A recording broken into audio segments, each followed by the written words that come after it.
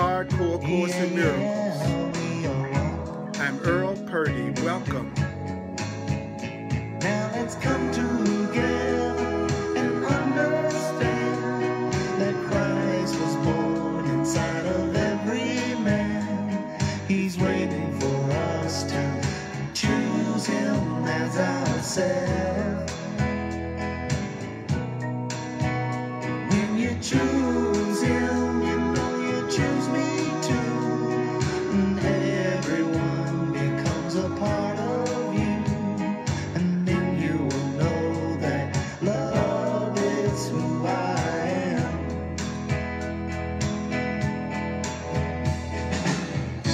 You and me, we're not that far apart. Yeah, we're beating the same heart.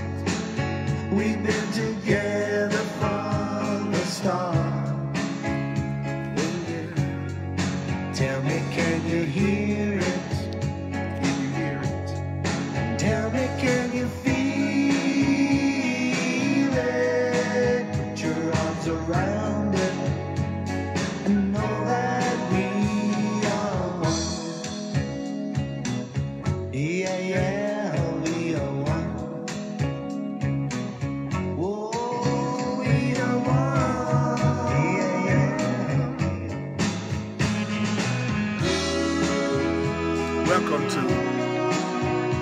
Welcome to Hardcore Course in Miracles.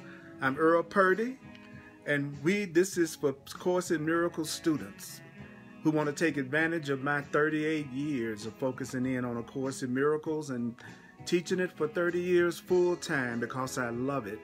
I love you. I love my function. We get down in the book, and I'm excited, and I welcome all of my mighty companions that's online right now. We're going to go deep today. Let me tell you, guess what? You and me, we're not that far apart. Yeah, we're beating the same heart.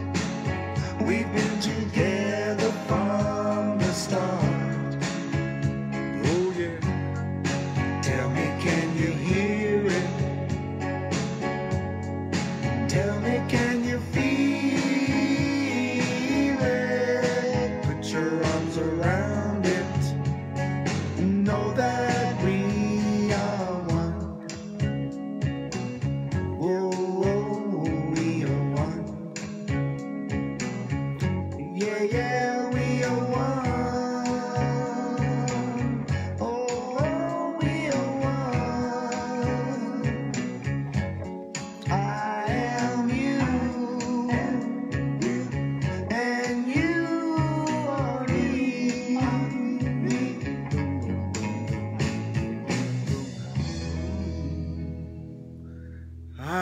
Mighty, mighty, mighty, mighty, mighty, mighty companions. We're going to be on page 53, chapter 4, the section called Right Teaching, Right Learning, in chapter 4 in the Course in Miracles text, the Foundation for Inner Peace version. We're going to be on page 53, Right Teaching and Right Learning. That's what we're going to be talking about. And the chapter 4, the illusions of the ego, chapter 4. We're going to be on the illusions of the ego, chapter 4, page 53, right teaching, right learning. So if we're going to get really deep in this class, we have to do the rules of the Course in Miracles. Now, the Course in Miracles teaches us, hey, mighty companions, all of you online live right now, God bless you. Thank you for being here, as well as those of you who are watching it later. Now, we have to get in the right mental attitude to study A Course in Miracles. You have to be in the right mental attitude. You have to be in the right mental attitude to do the Course in Miracles. And the Course in Miracles tells us what that attitude should be. In the workbook, it talks about how you should approach the Course in Miracles as far as studying A Course in Miracles. And it says you need not remember, you need not believe the ideas, you need not accept the ideas, you need not welcome the ideas, Some of the ideas you might resist. Some of the ideas you're going to find startling, hard to believe. It says you're not being asked to analyze the ideas, so I don't use my classes to analyze A Course in Miracles. I'm not an analyzation teacher. My goal is for us to clearly hear what we're being told to do in the Course in Miracles in order to have peace. So, the section we're covering is called Right Teaching and Right Learning. It's on page 53. Now, what I do is I read through it with a little bit of rhythm and juice to kind of first let it go in. Then I go back and we go through the paragraph line by line, letting the Course teach us. I'm going to show you how the Course teaches itself. And then we will then open it up for comments or questions or affirmations. And then we will go to the next paragraph. I'm not at all concerned with how much material we cover. What I'm focusing in on is us remembering the instructions that we're being given, because the Course in Miracles is telling us how to have perfect happiness. Perfect happiness.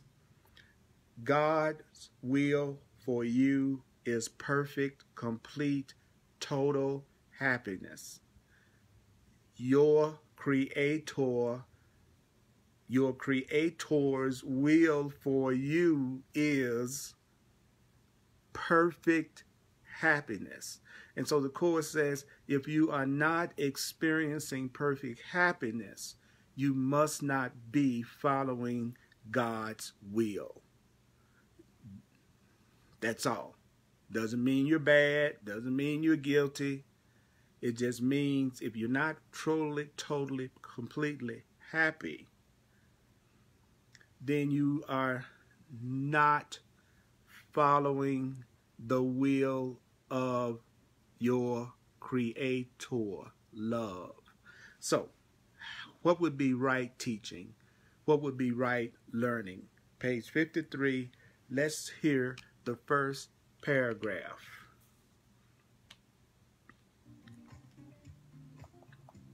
Because I want us to go. Let's hear it. Here we go.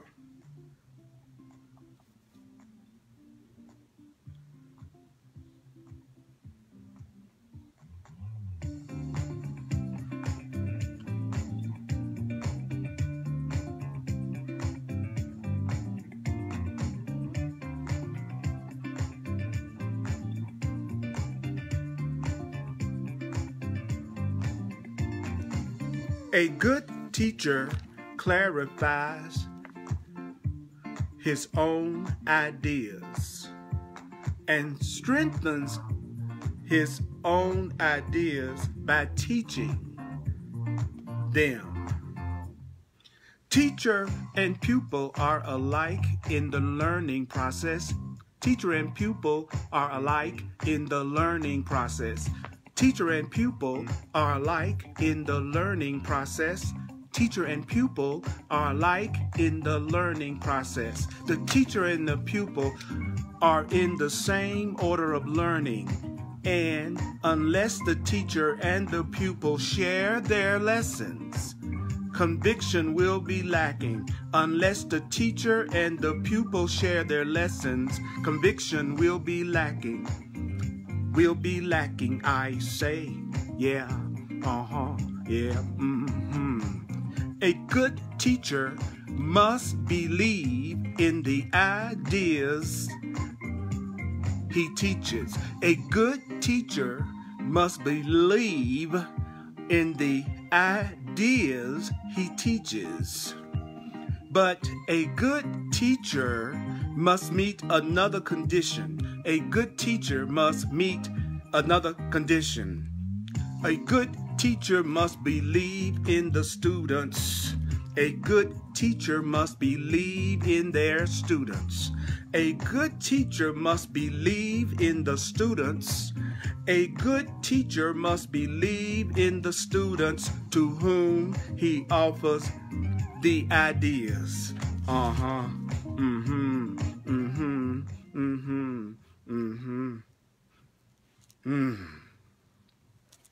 right. So let's go back over that. Okay, the first line says, A good teacher clarifies his own ideas and strengthens them by teaching them. So what is it that a good teacher would do? See, when you read the Course in Miracles and you stop a moment and you put it in a question answer format with yourself, it'll hook your mind and it will make your mind pay attention to what it's saying, and will also keep your mind from drifting off. I believe in all of you. I believe in all of you. And the Course in Miracles, he's saying that the way that we got in the world of separation and fear is because we've remembered not to laugh. The Course in Miracles is saying, look here, you all don't laugh enough. You all ended up in a world full of fear because you don't laugh enough. So I'm sorry. I'm a sincere teacher, but I'm not going to be a serious teacher, because that's what got us here in the first place. So he's telling me right here that a good teacher clarifies his own ideas and strengthens them by teaching them. So how do you clarify your ideas? How do you strengthen your ideas? You clarify your ideas and you strengthen your ideas by teaching your ideas. You make your ideas stronger and clearer by teaching them. Teacher and pupil are alike in the learning process. The teacher and the pupil are just alike in the learning process. There's no difference between the teacher and the student. In the learning process, there's no difference between the teacher and the student. In the learning process, there is no difference between the teacher and the student. And if you're going to be a good teacher, what do you have to do? You have to clarify your ideas. You strengthen your ideas. And if you're going to be a good teacher, you have to teach the ideas. You have to teach the ideas if you want to strengthen the ideas. And the Course in Miracles says that a teacher is a demonstrator. A teacher is a demonstrator. A teacher is a demonstrator. So you could read that first line: a good demonstrator clarifies his own ideas and strengthens his own ideas by demonstrating his own ideas. So therefore, if I'm going to be a good teacher, if I'm going to be a good teacher for you, then I have to clarify my ideas, strengthen my ideas by demonstrating these ideas. Okay, so the Course in Miracles is teaching me that I should be loving, and I should be peaceful, and I should be kind. So I'm going to demonstrate that to you to the best of my ability, which would clarify that the idea of being loving and kind even to me, and it will strengthen the idea of being loving and kind in me if I demonstrate it to you. So a good teacher is not somebody that's talking a good game. A good teacher is somebody that's demonstrating. So what I really wanted to do is I want to be a living demonstration of what love and safety and peace looks like. I want to demonstrate that to you. I want to demonstrate these ideas in the Course in Miracles. I want to live these ideas in the Course in Miracles. Then the Course in Miracles says, do you know that the teacher and this pupil are alike in the learning process? And that's also true in special relationships. I don't know how to break it to you, but you are just like your partner. You are just like your partner. You and your partner are not really different. You and your partner are just alike in the learning process. You're learning and your partner is learning in the relationship. So therefore, in the relationship, you're just like the person you're in the relationship with. Both of you are learning. That's why you're just alike. Both of you are learning what love is. Both of you are learning what love is. In any relationship with anybody, you're always just alike because you're learning what love is. You're learning what the truth is together. And he says the teacher and the pupil are in the same order of learning. This is on page 53 in the Foundation for Inner Peace version of the Course in Miracles in the text. It says the teacher and the student are in the same order of learning, and unless the teacher and student or pupil share their lessons, conviction will be lacking. So we won't believe in what we're talking about unless we both share our lessons. So we are sharing our lessons right now. We're coming together right now. This is an example of sharing our lessons. So the more we share A Course in Miracles together, the more we share the principles of A Course in Miracles together, the more conviction we're going to have in what the Course in Miracles is teaching. The more all of us believe what the Course in Miracles is teaching, the more conviction that we'll have about it, the stronger the ideas will be. And ideas, that's what creates. Ideas create. So we want to have strong ideas of love. We want to have strong ideas of truth. We want to have a strong idea about the Course. And then the Course in Miracles says, do you know that a good teacher must believe in the ideas he teaches? So if I'm going to be a good teacher, do you know what I have to do? I have to believe in the Course in Miracles. If I'm going to be a Course in Miracles teacher, then I've got to believe in the ideas that I'm teaching. If you want to be a good demonstrator in any area of your life, you have to believe in what you're talking about. You have to believe in the idea. You have to believe in the idea that you're demonstrating and teaching. You have to believe in the ideas that you are teaching. You have to, if you're going to be a good teacher, if you're going to be a good demonstrator, you must believe in the ideas that you teach.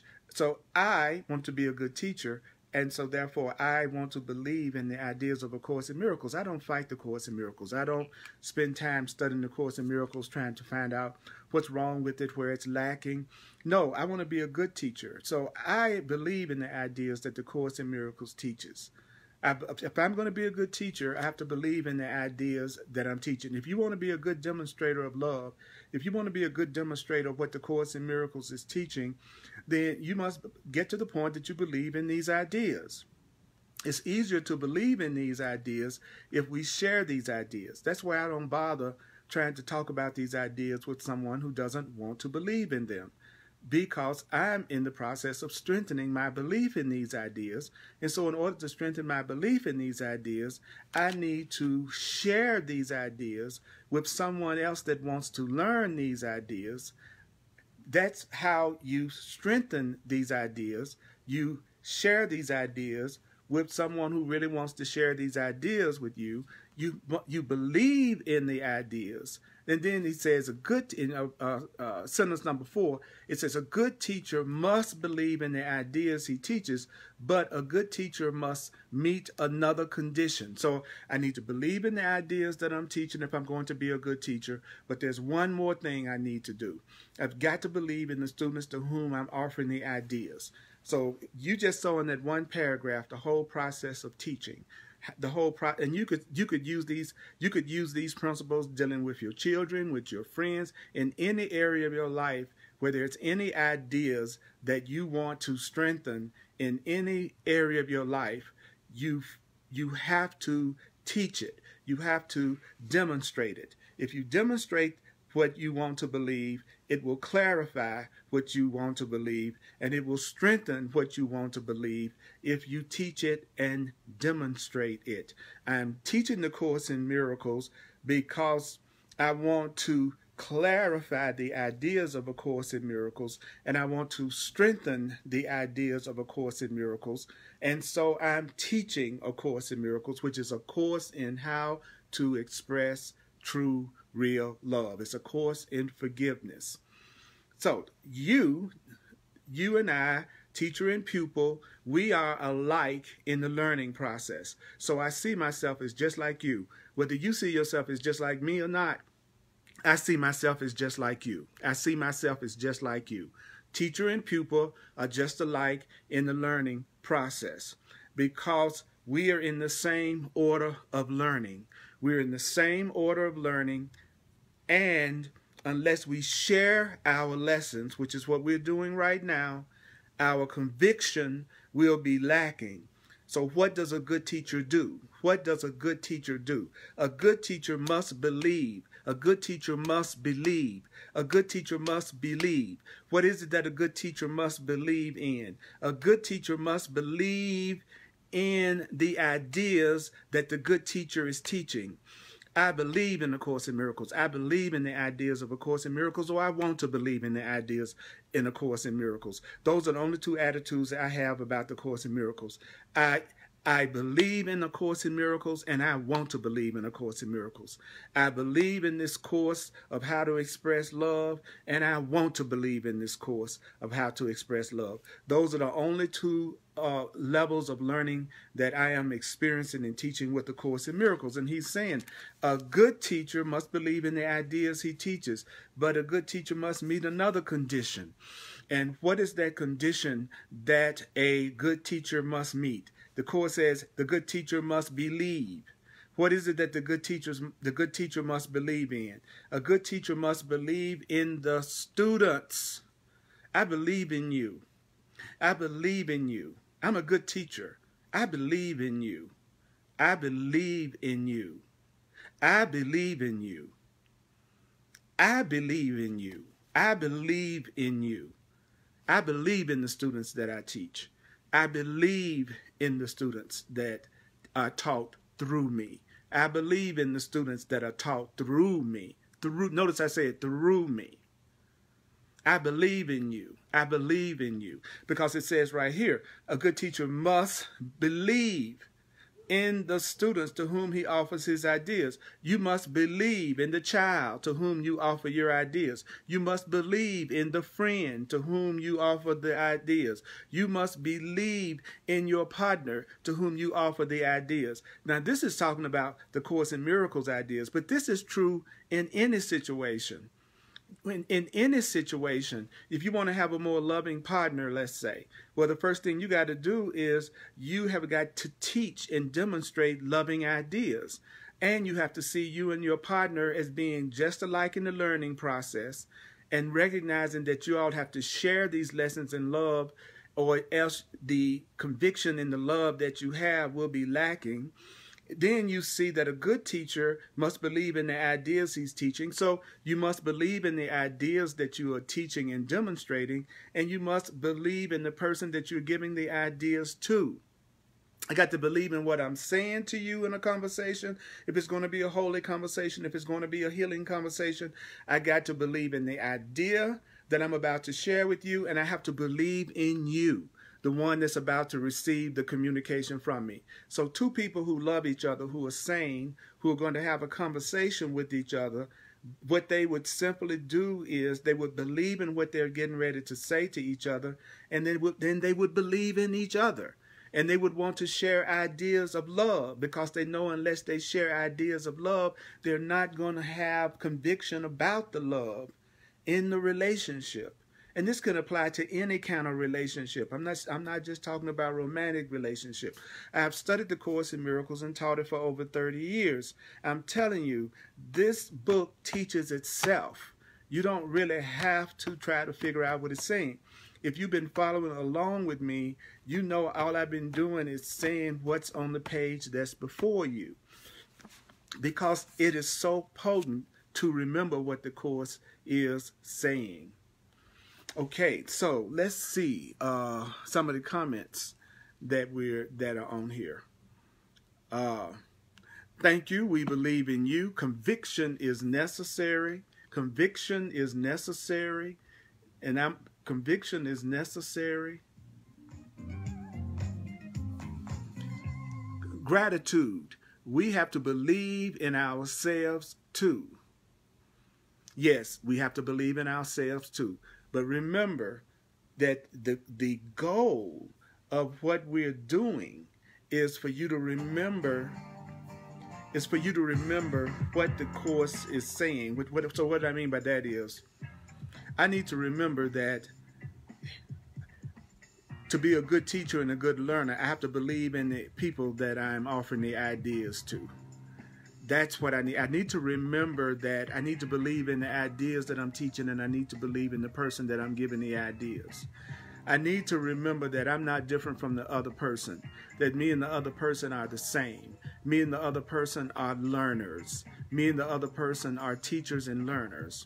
What is it that the Course tells me I need to remember? I need to remember that it's by teaching the ideas that will strengthen the ideas and clarify the ideas. So I have to believe in the ideas that I'm sharing with you, and I also have to believe in you. See, you see what I just did? What I just did was repeated back what that paragraph said in a way that I could remember what I was being told. That's how you learn A Course in Miracles. The Course in Miracles is a memory exercise. It is an exercise in, can you remember what the truth is? It doesn't matter whether you understand it or not. It doesn't matter whether you agree with it or not. If it's the truth whether you agree with it or not. It's the truth whether you believe it or not. Your belief and your agreement has absolutely no effect on the truth at all. It doesn't change anything about the truth. So, I mean, you can pretend like your agreement, and I guess you can pretend like your understanding really has something to do with the truth or something. That, you know, but the Course in Miracles taught me that my understanding didn't have anything to do with the truth. So I just should stop analyzing it, because it's not something that I'm going to be able to figure out through my ego. So the Course told me, Purdy, you could just save yourself a whole lot of grief if you realize that your understanding isn't a powerful contribution to the truth.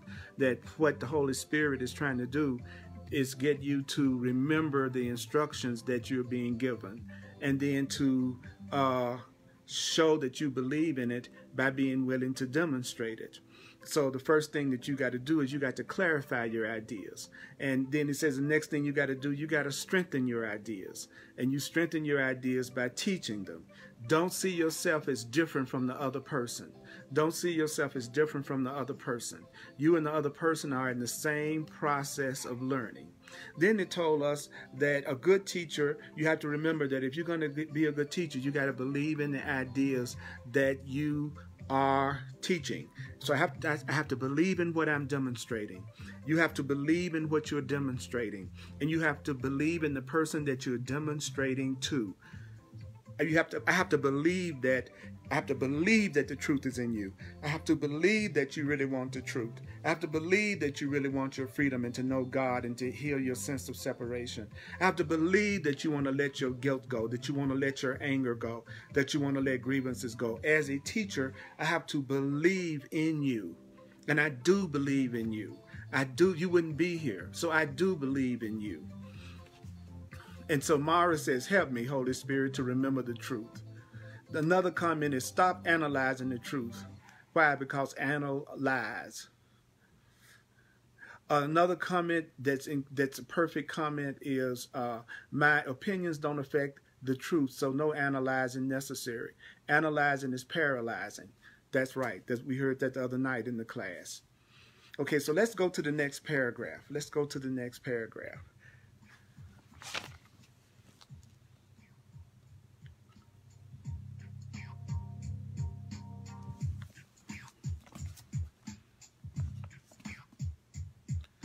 Men stand guard over their ideas because they want to protect their thought systems as they are. Men stand over their ideas because they want to protect their thought systems as they are. And learning means change. Learning means change. Learning means change. Learning means change. Learning means change. Learning means change. Learning means change. Change is always fearful. Change is always fearful. Change is always fearful to the separated. Change is always fearful to the separated, because the separated cannot conceive of change as a move towards healing the separation. Change is always fearful to the separated because the separated cannot conceive of it as a move towards healing the separation. Healing the separation. The fearful always perceive change as a move toward further separation, because the separation was the fearful's first experience of change. You believe that if you allow no change to enter your ego, you will find peace. This profound confusion is possible only if you maintain that the same thought system can stand on two foundations. Nothing can reach spirit from the ego, and nothing can reach the ego from spirit. Nothing can reach the spirit from the ego, and nothing can reach the ego from spirit. Spirit can neither strengthen the ego nor reduce the conflict within the ego. The ego is a contradiction. The ego is a contradiction. Yourself and God's self, yourself and God's self are in opposition.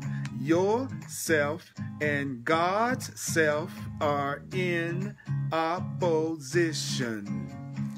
Yourself and God's self, they are opposed in source, in direction, and in outcome.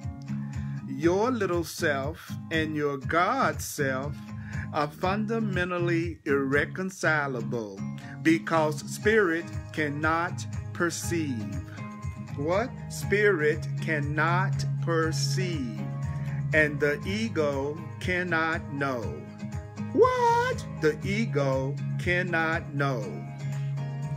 The ego and the spirit are therefore not in communication. Not in communication. I say the spirit and the ego are not in communication. Not in communication.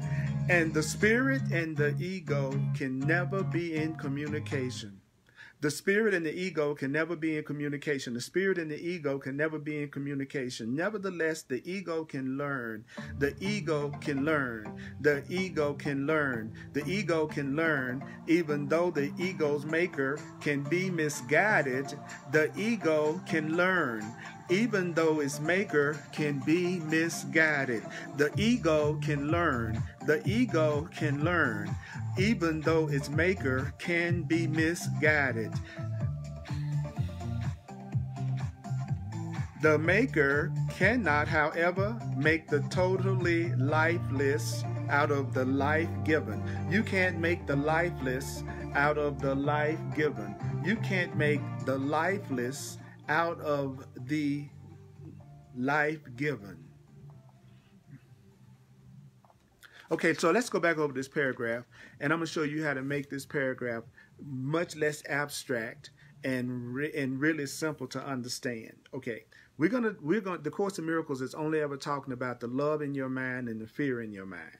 So the Course in Miracles is only talking about one part of our mind sees through fear, and so it sees a fearful world. Then he says there's another part of our mind that can look out through love and freedom and see a loving and free world. So the world that you're looking at is dependent on the part of your mind that you're using to look at the world. The world that you see depends on the part of your mind that you're using to see. What you're looking at depends on the part of your mind that you're using to look at it. And the Course says there's only two parts of the mind.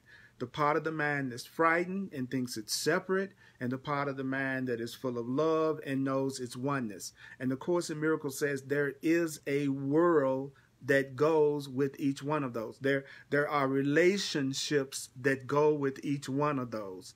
There are relationships you're going to have when you see through truth and oneness and love, and then there are relationships that you're going to have when you look through fear and anger and guilt. And whatever you are looking at is letting you know what part of your mind you are using.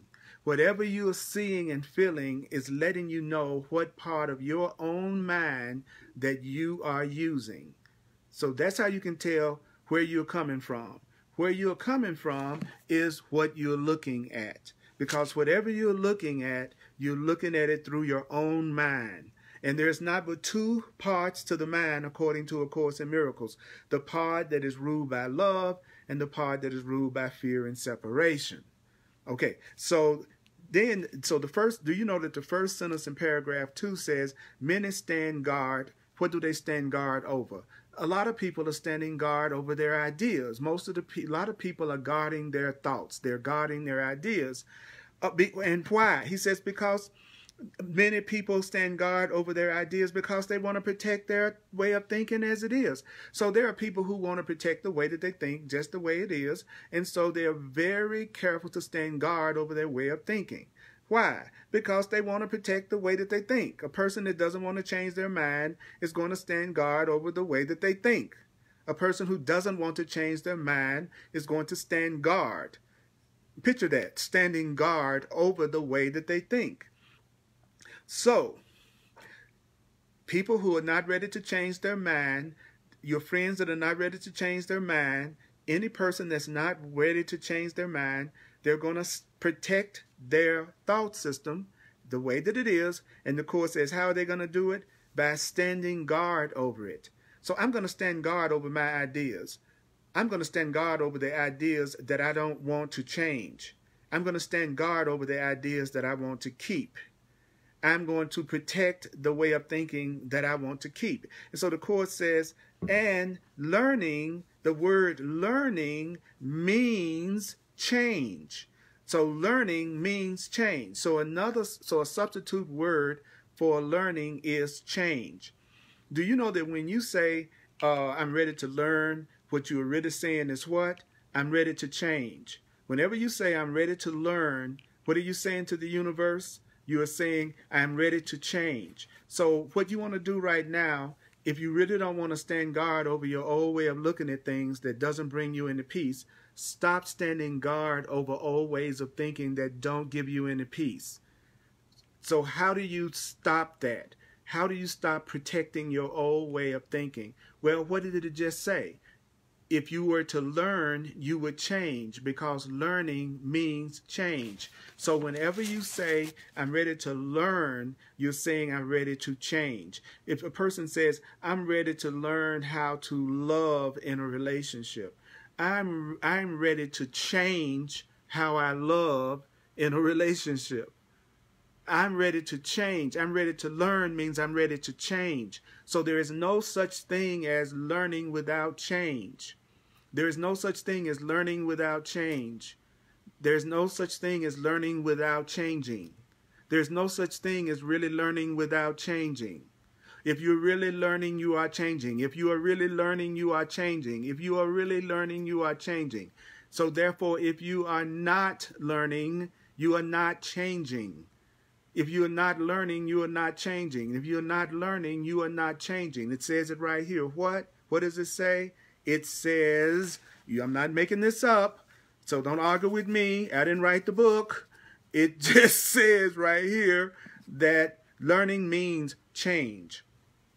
But then it tells us, have you ever asked yourself, why is it that people are so afraid of change? Have you ever asked yourself, why am I so afraid of change? Well, the Course in Miracles says, well, that's because change is always fearful to the separated. You see, we are the separated. In case you were wondering, we are the separated. We are the separated. You look like you're separate from me. I look like I'm separate from you. You look like you're different from me. And I look like I'm different from you. That means we see ourselves as separated. So the Course in Miracles calls us the separated ones. So another term for the ego is the separated one. I am a separated one. My human identity appears to be a separated one. Another term for the human being is the separated one. And then what does the Course say? It says change is always, didn't say every now and then. The Course says change is always frightening to who? To those who believe they are separate, to those who feel disconnected, to those who feel alone, to those who feel guilty, to those who feel angry, to those who feel poor, to those who feel sick. Change is frightening to that kind of mind. That's why we get afraid. That's why a person becomes afraid when they start to learn. That's why people become afraid when they start to really find themselves really changing. Why? He says because change is always fearful to the separated. Then the Course in Miracles is going to tell you why change is always fearful to the separated. Notice that you don't have to analyze the Course. You don't have to try to figure out anything it's saying. You don't have to figure out anything about what the Course in Miracles means. It tells you what it means as you read it. That's why reading it is so important. Because the beauty of reading it is that it will keep you from going to your own wisdom. It will keep you from going to your own separated ego mind trying to figure out what the Course in Miracles is saying. Because if you would just continue to read, then it would tell you what it's talking about. For instance, it says, change is always fearful to the separated. Why? Because the separated cannot conceive of change as a move towards healing the separation. What does that mean? It means that when you're afraid, it's hard for you to believe that things can change for the better. A frightened person has a hard time believing that the future is going to be better than the past. A fearful mind has a hard time believing that every change that happens to them is for their benefit. All changes are helpful. Every change is helpful. Every change in your life is helpful. There is not one change that has ever happened to you that was not helpful. Every change is helpful. All change is helpful. All change helps you. All change helps you. Every change helps you. Every change helps you. Every change that you've ever experienced your entire life, whether you believe it or not, whether you believe it or not, whether you believe it or not, whether you believe it or not, whether you believe it or not, every change that you have ever experienced, that change was helpful. But it says right here, when you are frightened, you can't conceive of it as a move towards healing the separation. It's hard for me to believe that every change that I go through is going to heal the sense of separation I have from love and God and everything. So the Course in Miracles says, when you're afraid, you become afraid of change. See, it's right here on the page. I'm not making it up. I'm not making it up. What I want us to do is to hear this together so that we will do what? Have conviction. Because we were told in the first paragraph that we're in the same order of learning, and if we share these ideas, we will believe in these ideas, and we will demonstrate these ideas, and we will experience these ideas of love. Okay? Then the next sentence says, you believe that if you allow no change to enter into your ego, you will find peace. That's another way of saying, you believe that if you allow no change to enter into your separate mind, you will find peace. So the Course says a frightened mind believes that the way to have peace is not to change. A frightened person, an unaware person, believes that the way to be happy is to not change. A person that's fearful, it says it right here, you believe that if you allow no change to enter into your ego, and the Course says your ego is your self-concept. Your ego is your frightened mind. Your ego is the part of you that thinks you're separate. So if you go back over the sentence and read it again, it goes, you believe that if you allow no change to enter into your self-concept, you will find peace. So the Course in Miracles is telling us what? That when you are a frightened person, when you are a frightened person, you actually believe that not changing is the way that you're going to find peace. If you could just stay the way you are without going through the suffering it entails. Do you know that that's what most people want? They want to stay exactly the way they are, but not go through the things that they go through from being the way that they are. See, everything that a person goes through, they're going through it because of the way that they are. So, if you tell yourself that you need to stay exactly the way you are when you are miserable and unhappy, then you are not allowing change. And if you don't allow change, then you're not going to have a new situation. But the only way you're going to have a new situation is you're going to have to allow change in your self-concepts, change in what you believe, change in the way that you see things.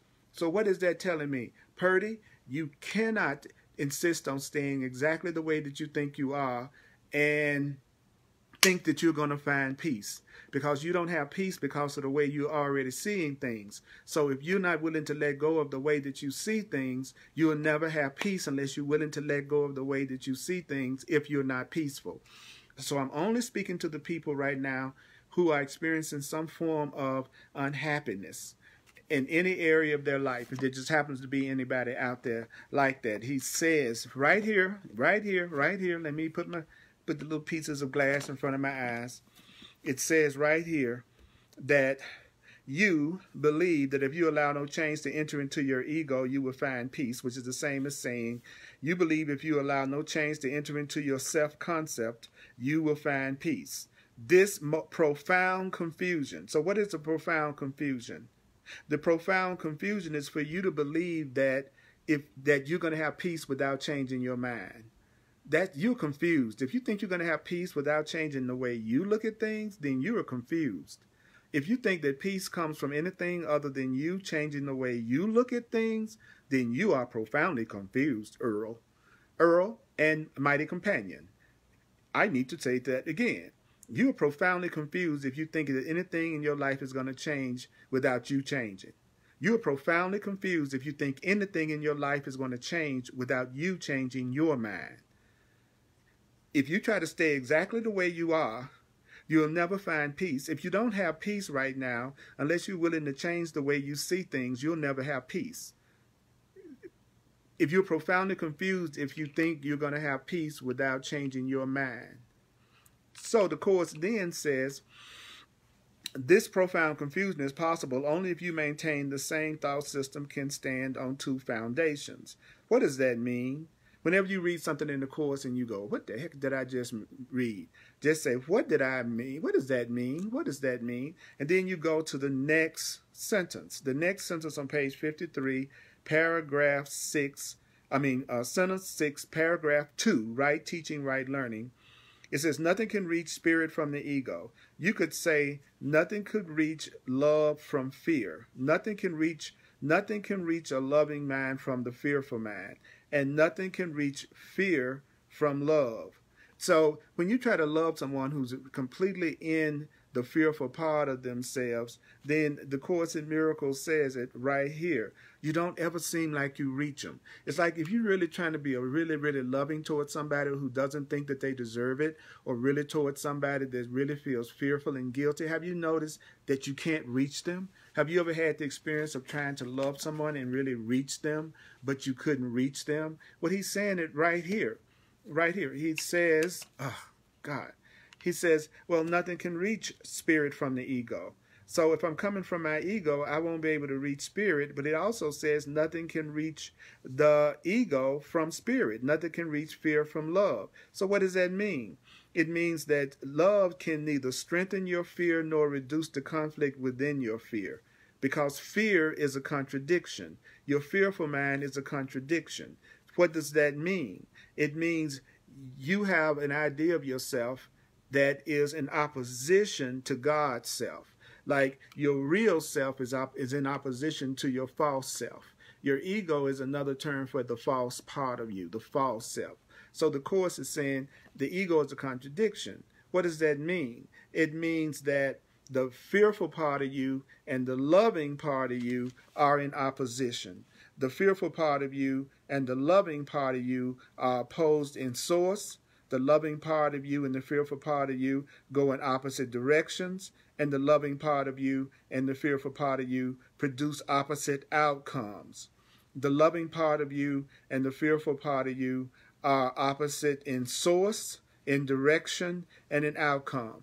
The loving part of you is going to take you into a direction directly opposite to the fearful part of your mind. The innocent part of your mind is going to take you into a direction that's directly opposite from the guilty part of your mind.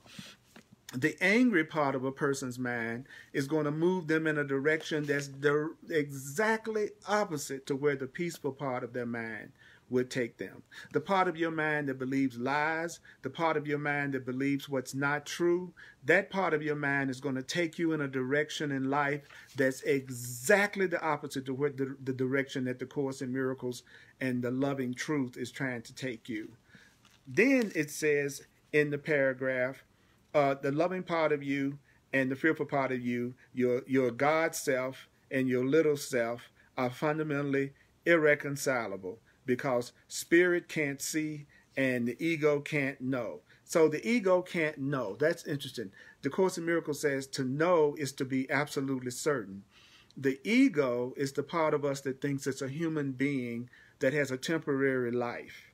The Course in Miracles defines the ego as that part of us that believes that we are temporary, the part of us that believes we are a body, the part of us that believes we're different, the part of us that believes that we only live a certain amount of time and we die. In other words, the human part of us, the Course in Miracles is telling us that that part of us it is never absolutely certain. It is never 100% certain. He says the ego cannot know.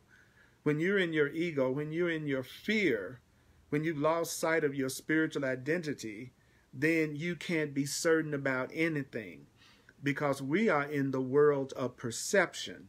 And in the world of perception, everything changes. Have you noticed that? That everything you see changes all day long. You're looking at different things all day long. All day long, everything you see changes. Do you see that all day long, everything you see changes? So that's because you're in the world of perception. And according to the Course, that's the world of change. That's the perception of change. So therefore, since things are always changing, it's hard to be 100% absolutely certain. If I'm with somebody and they're always changing, it's hard for me to feel like I really know them. So the Course in Miracles says the ego cannot know. So the frightened mind cannot know. The separated mind cannot know. So how can I make that practical? It would mean that I am least wise when I'm most upset. A person will make the dumbest moves when they're most upset.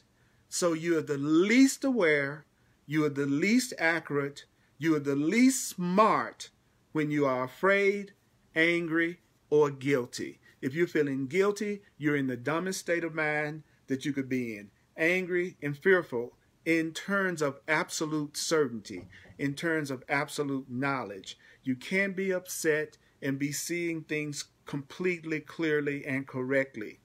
So the ego cannot know. The ego cannot know. The ego cannot be certain. So they are therefore not in communication and can never be in communication. So your God self and your ego self are not in communication. The frightened part of your mind and the loving part of your mind are not in communication and can never be in communication. Nevertheless, the ego can learn. The ego can learn. That human mind can learn. That human identity can learn. That part of me that thinks I'm Earl Purdy can learn. That part of me that thinks I'm separate from you, it can learn. That part of you that thinks you are a woman can learn. That part of you that thinks you are a man can learn. The ego can learn. It can learn. So what does that mean? Well, learning means change. So you could say the ego can change. The ego can change. And as long as you're in the body, as long as you're in a world of perception, you are looking through your self-concept. So therefore, you're looking through your ego. So your ego can change is the same as saying your perception can change. Your fearful perceptions can change. The ego is a fearful perception. When I'm talking to you and teaching, I'm bringing in the entire Course in Miracles, and not just the paragraph that we may be looking at, so that we can get more context. So I'll say it again. The ego can learn, and we learned earlier that learning means change. So that means the ego can change. We also saw that the ego is the separated one. It's the part of us that thinks we're separate. So the Course is telling us, well, this part of you that thinks you're separate, this part of you that thinks you're separate, it can learn. It can learn. Okay, it can learn. That's right, Andrea. Guilt is the dumbest state of mind. I love it. No more guilty feelings for me.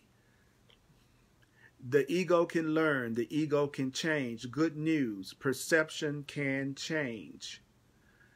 Jim says, I will make the dumbest moves, and I am the lowest of lows in smarts when I am afraid. That's right. Stop trusting the accuracy of a fearful perception. I don't care how much you can come up with all the kinds of justifications and how good it is to be afraid and how good it is to how it serves some function to be angry and guilty. That's not what this class is about. That's not what this is about. This is about this class, the Hardcore Course in Miracles, is for Course in Miracles students who want to hear what the Course in Miracles is saying and learn how to read it and hear it, and then start to consider more and more and more demonstrating it and using it.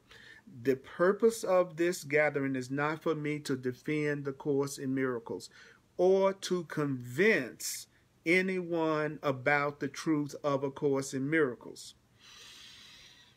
If I defend myself, I am attacked. In my defenselessness, I will be strong, and I will learn what my defenses hide. That's a prayer in the Course in Miracles. If you defend yourself, you are attacked. Because I'm feeling a need to defend myself, because I believe I can be attacked, and if I believe I can be attacked, I can be attacked. I'll say it again. If I defend myself, I am attacked. If I feel a need to defend myself, then I think I can be attacked. I feel threatened. I feel vulnerable. That's why I'm defending. So I call it to myself because I'm defending against it. So what we want to do right now is recognize that the ego can learn even though its maker can be misguided. Okay. I made up my ego. I made up my ego. I made up my ego. I made up my self-concept. I made my fears. I made my fears. I made my fears. I made my perceptions. I make my perceptions. I make my perceptions. It's the same as saying I make my fears. I make my fears. I make my fears. And I make my perceptions. I make my perceptions. And I can be misguided. I was misguided when I made fearful perceptions for myself. I was misguided when I made guilty perceptions of myself and for myself. So the ego is nothing but your fearful perceptions, your ideas that you're separate, the idea that you're just a human being and that you're guilty. That's what the Course in Miracles defines as the ego. You made the ego. You made your ego. You made your ego, you made your self-concept, you make your self-image, you make your own self-image. You're the one that comes up with your ideas about who and what you are. You're the one that comes up with all of the ideas that you have about yourself. You're the one that comes up with all the images that you make up about yourself. You're the one that makes up how you see yourself. You make your own ego. And so, but you have been misguided. You have been misguided. Don't even figure out, well, who did the misguiding? You did the misguiding. You have misguided yourself. You have told yourself things about yourself that are not true. And the things that you told yourself about yourself that are not true are always the things that make you feel upset, separate, and afraid. So whenever you are afraid, you're telling yourself something that is not true in terms of your real spiritual identity. And since you made your ego, that's why you know that eventually you will be able to undo it and undo it and master it through being loving. You don't try to control the ego. True mastery comes through freeing and loving, not trying to control. So it says that the maker cannot, however, make the totally lifeless out of the life given. Okay. In other words, you will never be able to destroy yourself. You'll never be able to kill yourself. You will never be able to truly destroy yourself. You will never be able to make the lifeless out of the life given. You've been given life. You've been given life by God, and there is nothing you can do to get rid of your life.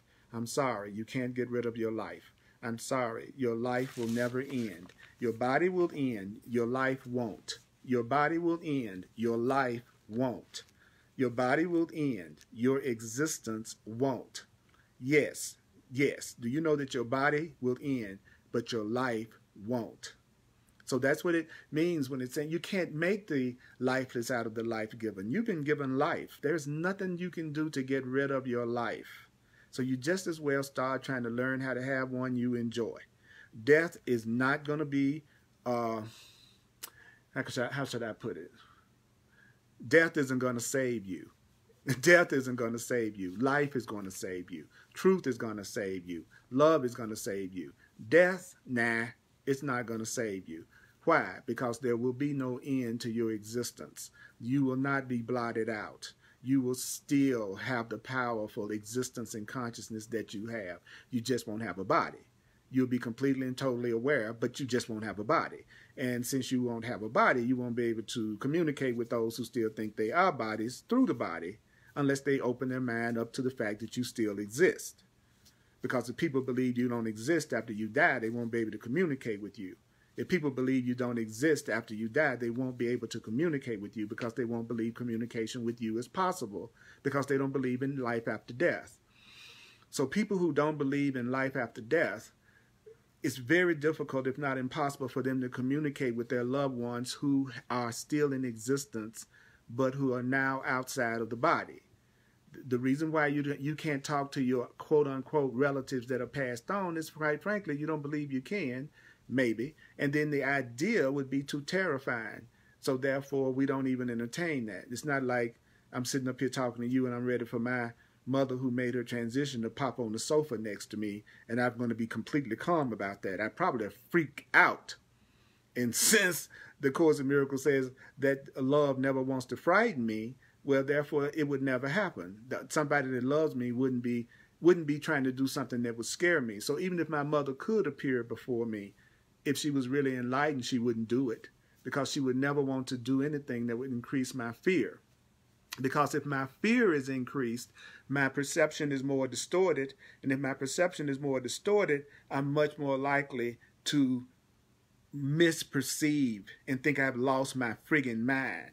And it wouldn't be helpful if I thought I lost my mind, because if I'm going to find sanity, I got to find it in my own mind. And if I don't trust my own mind, then it's defeating me. So nothing that loves me would make me doubt my sanity. And that, my friends, is why you don't have a lot of paranormal activities happening in your house. It scared the hell out of you, which would not help the cause of love at all, wouldn't help the cause of awakening at all. So that's why you are not made radically aware of those other parts of us that are outside of the body. They love us too much to scare the hell out of us and make us think we've lost our minds, because it's in our minds that we need to remember the truth. So we must not be supported in thinking that we're going crazy. The higher beings don't want you to think you're losing your mind. So they only reveal as much of themselves as you could handle without terror and fear. That's right. Here's a very simple way, Wanda, for instance, to tell whether or not you are seeing correctly. The minute you say fear, the minute you mention any kind of fear, any type of guilt, any type of anxiety, it means I am not completely in a loving place yet. And if I'm not in a completely loving place, there's always the possibility that I could frighten myself or make a mistake. So the mere fact that I feel frightened in any way means I could possibly miscreate. I could possibly do something that's misguided. That's the simplest way to tell if you're really and truly listening to the love and the spirit in you, as opposed to listening to the fear and the ego in you. Fear comes from the ego. Fear doesn't come from spirit. So there's no such thing as being afraid and being consciously aware of your spiritual identity. According to this, their love and fear, they don't communicate. Spirit and ego, they don't communicate. Wow. Woo. Let me take a sip of water here.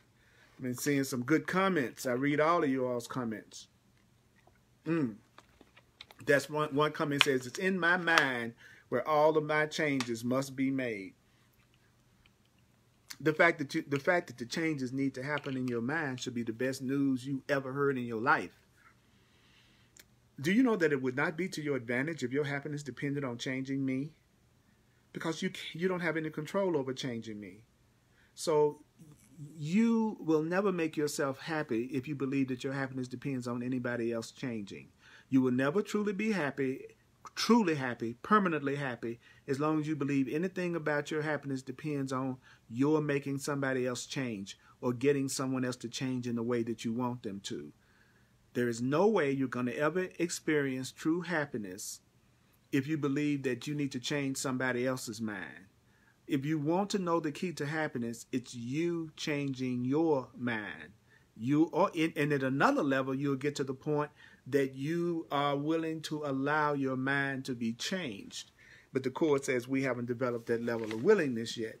But one day we're going to get to the point we're going to allow the Holy Spirit to change our minds. We're going to allow God to change our minds. We're going to allow love and truth to change our minds. That's how smart we're going to get one day. We're going to let the part of us that loves us, we're going to let that part of us take over. We're going to let the part of us that is totally, infinitely powerful and beautiful and innocent, we're going to let that part of us take over and not the fearful part. And that's going to be like that song, Oh Happy Day. That's going to be a happy day. All right, here's paragraph 3. A leader says, boy, do I need to hear that now. Let me be willing to allow love to change my mind. I'm telling you, when you are following the way of God, when you're following the way of Spirit, when you are fulfilling your function, things get easier. When you're doing it right, things get easier. Now, you could defend no pain, no gain. That's cool. But the Course in Miracles doesn't say that. The Course in Miracles teaches that when you want to fulfill your plan and you want to do the way of love, obstacles would be removed from your path before you even got to them, that things would get easier and easier. That's what the Course in Miracles is saying to us.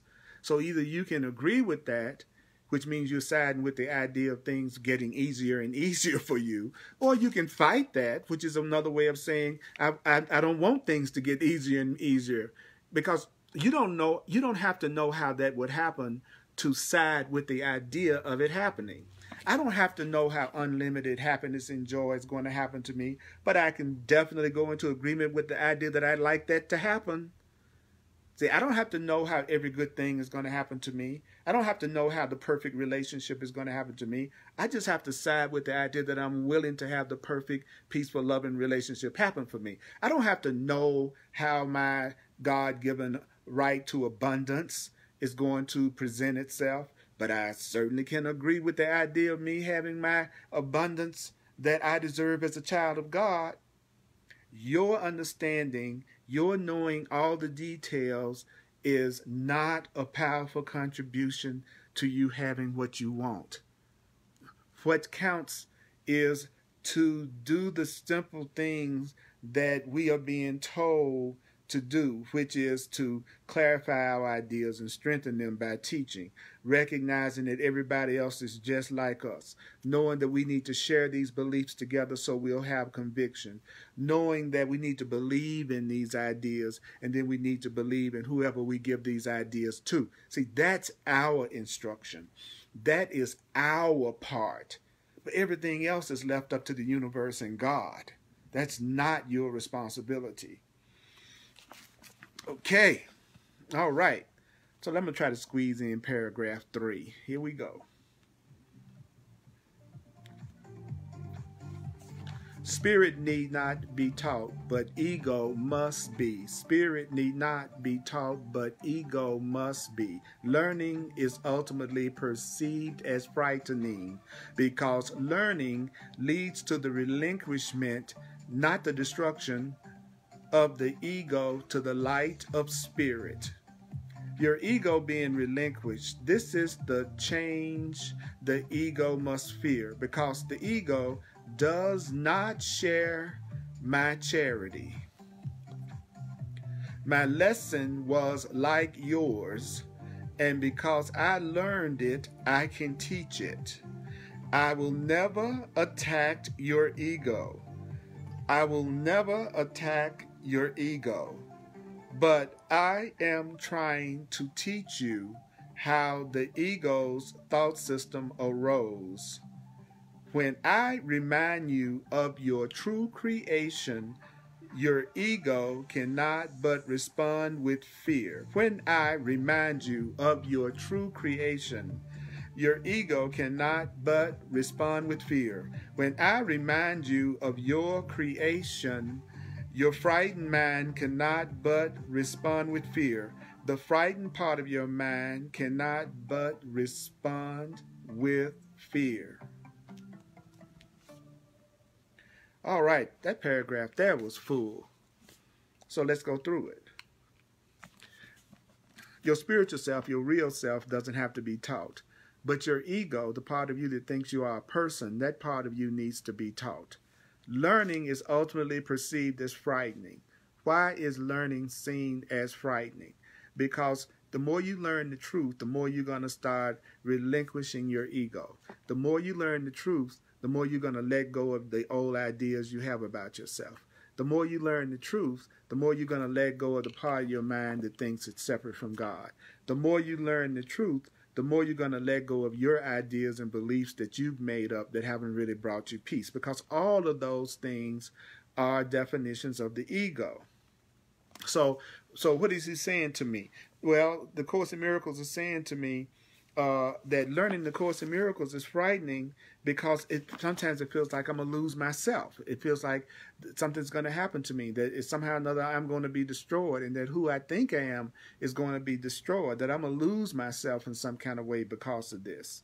And he says that's the change that my frightened mind fears. The frightened part of my mind, it is afraid of giving up its control. There's a part of me that still doesn't want to surrender to a higher power. There's still a part of me that doesn't want to surrender to a greater part of myself. There's still a part of me that's afraid to change. There's a part of me that thinks I'm going to die if I do this. There's a part of me that believes that this is frightening. There's a part of me that believes that this is going to destroy me. There's a part of me that's afraid of the light of God and the light of love and the light of spirit. There's a part of me that isn't very charitable. There's a part of me that is afraid that I'm going to lose myself, or somehow or another I'm going to lose if I do what this truth is teaching. There's a part of me that is afraid of change. That is what that paragraph is saying. Now, in that paragraph, it says, my lesson was like yours.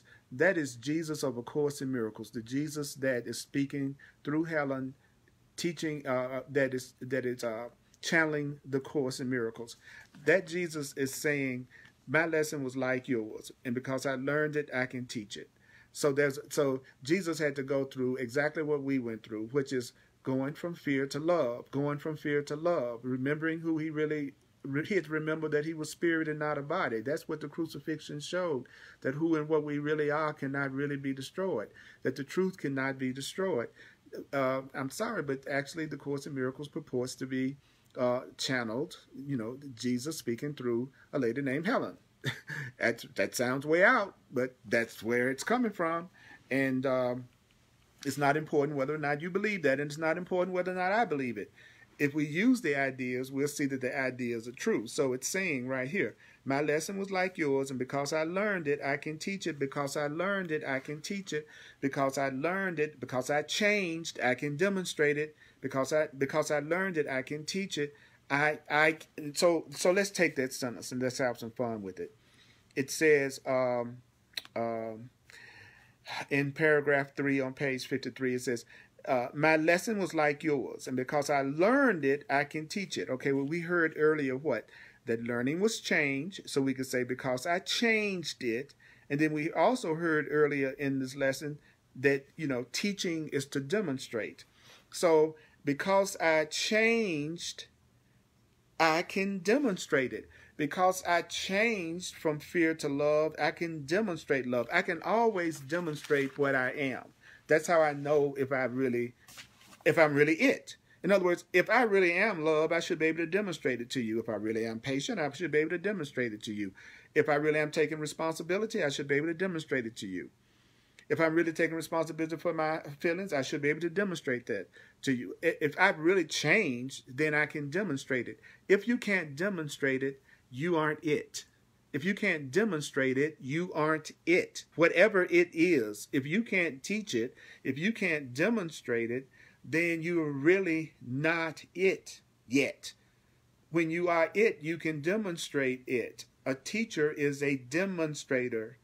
I can talk all the things that the Course is saying, but until I can demonstrate what the Course is saying, I know my mind hasn't really completely changed yet. And so I need to keep on what? Learning, remembering. And that's what this was about. This was about remembering. So Jesus says here, my lesson was like yours because I learned that I can teach it. I will never attack your ego. I will never attack you. And basically that's saying love will never attack you. Love will never attack even what you think you are. The ego is who you think you are. And the Course says right here, I will never attack your ego. So you stop attacking your ego. Stop attacking your ego. Stop attacking your ego. Stop attacking your ego. It says right here, I will never attack your ego. Love will never attack your fearful mind. Love will never attack that part of you that thinks you're separate. So stop condemning yourself. Stop judging yourself. Stop judging your image of yourself. Stop attacking your ego. Stop attacking the ego. Stop attacking the ego. Stop attacking your self-image. Stop attacking your self-concept. Stop attacking that part of you that thinks it's human. Stop attacking that part of you that thinks you're separate from God. Because it says right here, I will never attack your ego, but I am trying to teach you how its thought system arose. So the Course in Miracles is never attacking your ego. It's just trying to teach you how you came up with an ego in the first place. The Course is never trying to attack your frightened, fearful mind, that part of your mind that's frightened and fearful. The Course is just trying to teach you how you started to think that way, what made you think that way. So don't forget, the Course in Miracles is never attacking the world, is never attacking the body, is never attacking your perceptions, is never attacking your ego. It's just trying to teach you how the ego was even made in the first place, how fear and guilt and separation was made. It came from a way of thinking. The ego is a way of thinking. The ego is a way of thinking. The ego is a way of thinking. So my ego is the same as saying my way of thinking, my frightened way of thinking. The ego is a thought system. If you are reading the book, you see I'm not making this up. It says I'm trying to teach you in paragraph 3, I'm trying to teach you how the ego's thought system arose. When I remind you of your true creation, your ego cannot but respond with fear. So what does that mean? It means the more you study the truth, the more you hear the truth, it is normal for your ego to feel frightened sometimes and for you to feel confused and disoriented sometimes. It says the fearful part of me responds with fear to the loving part of me. Fearful people respond to love with fear at first. It's like when you get a frightened cat and you are trying to love that cat and that cat runs away from you and hides under the bed. Why does the cat run away from you when all you wanted to do was nurture and love the cat? Because the cat was afraid. The cat was misguided. The cat is not seeing correctly. Because if the cat was seeing correctly, it would feel safe in your presence. So when you start to be a true conduit for a lot of love, there are some people that are going to respond with fear. When you start giving yourself a lot of love, there will be a part of you that will be afraid of the very love you're giving yourself and even try to condemn you for it. Tell you you're being too selfish. It will tell you you're fooling yourself, that you're crazy for even thinking you could be really, totally, and completely loved. That's right, Robin. Arguing with my ego is such a waste of time, especially when I'm the one that's making the ego I'm arguing with. Hear that. The ego is made up. The ego is not some independent, alive entity that's separate, that exists under its own power. The ego is an image of ourselves, a concept of ourselves, an idea of being separate. And since everything comes from an idea and everything is a projection from the one mind that we are, you are looking at the three-dimensional versions of your own fearful thoughts. But there's another part of your mind that only has loving thoughts, freeing thoughts, abundance thoughts. And that part of your mind is also capable of producing a world for you to walk around in and live in. And you don't have to die to get there. You just have to be willing to change your mind from having a fearful mind that thinks it's separate and to having a loving mind that knows it's joined, and then be open-minded enough to know you don't know how to do that, So you're willing to learn through a curriculum that teaches you how to do that until you get in touch with your own voice for God inside of you that's being covered up by your own ego, which is the voice you're making up and the things you've been teaching yourself. And you know the things that you've been teaching yourself are not really accurate and true. Why? Because you have periods that you feel anger, upset, or guilt, and or fear. That's your clue that there's something about your perception that needs to be corrected. It's bizarre to be addicted to such a painful existence. That's right, Robin. But it's even more important to remember that to demonstrate these ideas will clarify these ideas, will strengthen these ideas, and will allow you to live and experience these ideas.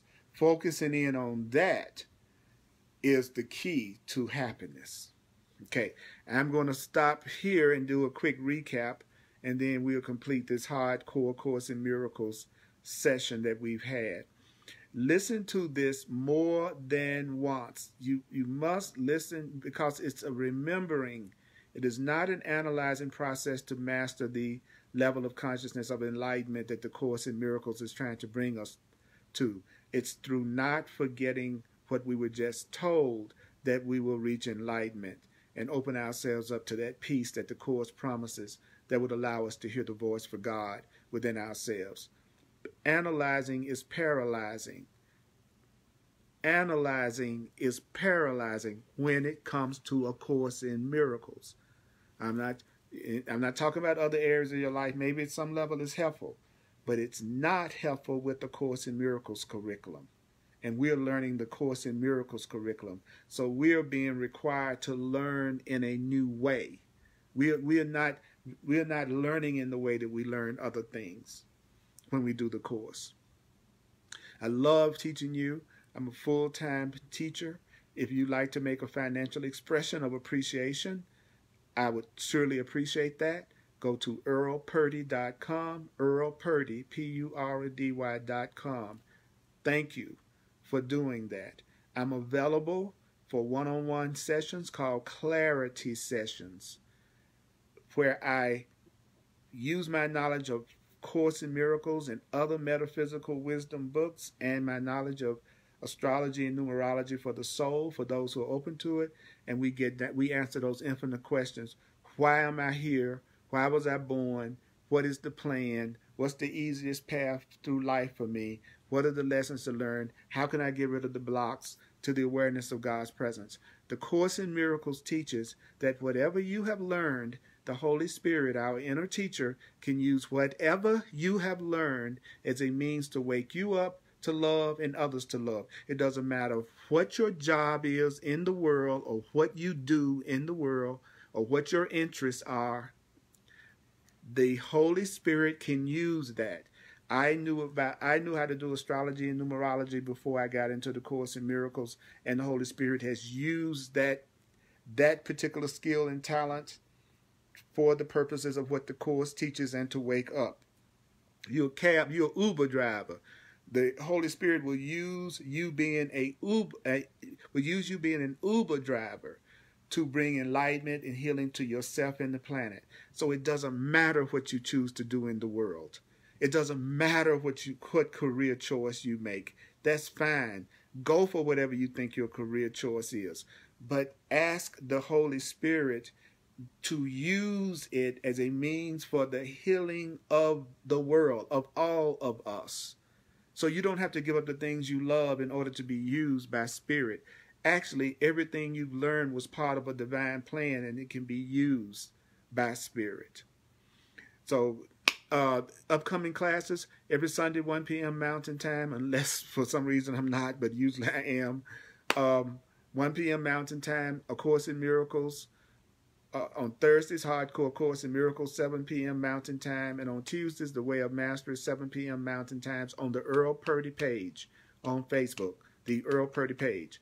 Follow my page, like my page, go to my website, and put your name on my contact list so I can let you know what's going on. Okay? I don't worry people. So I'm just letting you know we're getting ready to go to another level now. And so what is the thing that we want to remember? Here we go. You all are awesome. I love how you've been responding. Okay.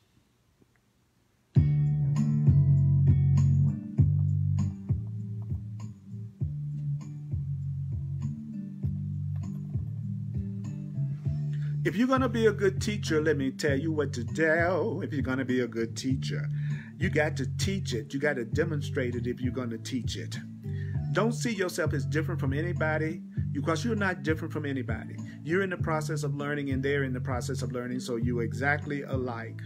If you don't share your beliefs, then your conviction about those beliefs are going to be lacking. If you really want to be a good teacher, you have to believe in the ideas that you are sharing. And you also have to believe in the people that you give the ideas to. That's what a good teacher, that's what a good demonstrator would do. And here's another thing you need to be aware of, that people are going to stand guard over their way of thinking if they're not ready to change their way of thinking. Because learning means change, and change is very frightening to fearful people. Because fearful people believe if they can just stay the way they are, that's where their safety is going to lie, even if the way that they are has been causing them a lot of problems. Most people don't believe that change can always be for the better. Many people think change means that things are going to get worse. Also, you have to understand that if you're ready to have peace, you have to be ready to change your perception and change your mind. And know that the fearful part of you, the part of you that thinks you're just a limited human, is exactly opposite of the part of you that knows you are eternal and immortal. But your ego can learn. The you that you think you are, this human self, this separate self that you think you are, that self can learn. Even though you've been misguided in making images of yourself that don't reflect love, you can learn, you can change. Now, your real spiritual self, it doesn't need to be taught. But the part of you that thinks you're separate, the part of you that thinks you're just a human, it must be taught. And your ego thinks it's going to be destroyed, but assure your human identity that nothing is going to attack you, nothing is going to attack your ego, nothing is going to attack you, nothing is going to attack your ego. You are safe. You are safe. You are loved. We are just being educated about how all of this came about. I love you. I appreciate you. You all hung in there. This is hardcore stuff, so I want to acknowledge those of you who have hung in. Try not to analyze what you've heard. Try to focus on what you heard that you know you want to remember because it felt so good and it inspired you to hear it. Go there first. My mighty, and thank you for your comments. I love you so much. My mighty companions, may the course be with you. Mwah. You all are awesome, and I'm going to read all your comments.